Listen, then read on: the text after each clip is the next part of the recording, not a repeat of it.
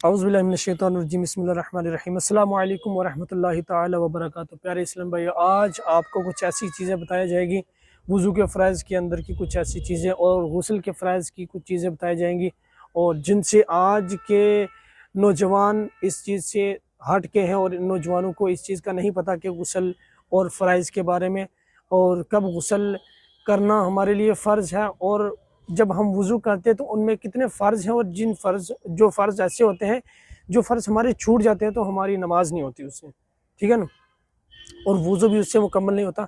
तो सबसे पहले जानकारी लेते हैं कि वुज़ू के फ़राइज़ की। वुज़ू के फ़राइज़ हैं मेरे इस्लाम भाइयों 4 हैं, ठीक है।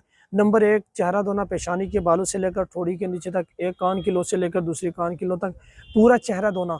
अगर आपने इनमें से कोई भी हिस्सा छोड़ दिया तो आपका वुज़ू नहीं मुकम्मल होगा, क्योंकि ये फ़राइज़ के अंदर की चीज़ें हैं, और फ़राइज़ हमारा नहीं मुकम्मल होगा तो दुरुस्त नहीं हो सकती हर चीज़।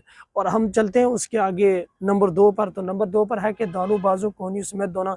और ये कहा है कि फ़राइज़ के अंदर आपका अगर एक बाल भी सूखा है तो आपका वुज़ू फ़र्ज़ नहीं होगा। ये क्या है? फ़र्ज़ है। और जब तक हमारे बाजू अच्छी तरीके से नहीं धुलेंगे, जब तक हमारी बॉडी जो हमारा जिस्म है, हमारी जो जिस्म है उसको अच्छी तरीके से हम नहीं धो पाएंगे तो हमारा वुज़ू नहीं होगा, क्योंकि वुज़ू के अंदर के फ़राइज़ जो हैं हमने उनको मुकम्मल करना, तर्क नहीं करना। तो हम तीसरे पर चलते हैं। नंबर 3, चौथाई सर का मसा करना। और चौथाई सर का मसा करने के बाद फिर उसके बाद आता है कि दानों, पाँव, टुकनों समेत धोना। ये है प्यारे इस्लाम भाइयों वुज़ू के फ़राइज़। और वुज़ू के फ़राइज़ ऐसे हैं कि आपको, ये एक नमाज की कुंजी है। जैसे कि आपने देखा कि घर को हम जब लॉक करते हैं तो वो पूरे घर की लॉक जब लगाने के बाद तो वो चाबी एक रहती है हमारे पास, वही चाबी पूरे मकान को संभालती है। बेशक। तो इसलिए वुज़ू के अंदर की जो फ़राइज़ है ना, ये जो फ़राइज़ है, ये फ़राइज़ नमाज की एक कुंजी है। हम अगर इसको मजबूत नहीं रखेंगे तो हमारा कुछ नहीं हो पाएगा, ठीक है। अब चलते हैं गुस्ल के फ़राइज़ के अंदर। तो गुस्ल के फ़राइज़ हैं 3 हैं। और पहला है नंबर 1, 3 मरतबा कुरली करना।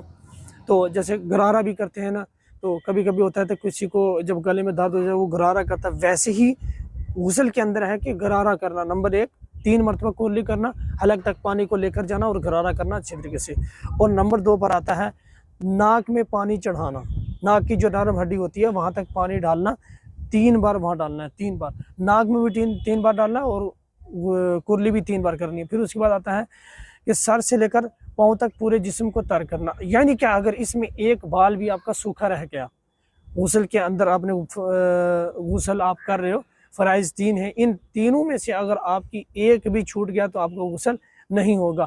तो जिस्म पूरा आपका भीगना चाहिए, जब तक भीगेगा नहीं, अगर एक भी बाल आपका सूखा रह गया तो गुस्ल फ़र्ज़ नहीं होगा, क्योंकि गुस्ल के अंदर की जो चीज़ें हैं वो अगर हम नहीं पूरी कर रहे तो फिर हमारा फ़ायदा क्या गुस्ल करने का। तो अस्सलाम वालेकुम, इंशाअल्लाह अज़ीज़ फिर आइंदा मिलेंगे आपसे।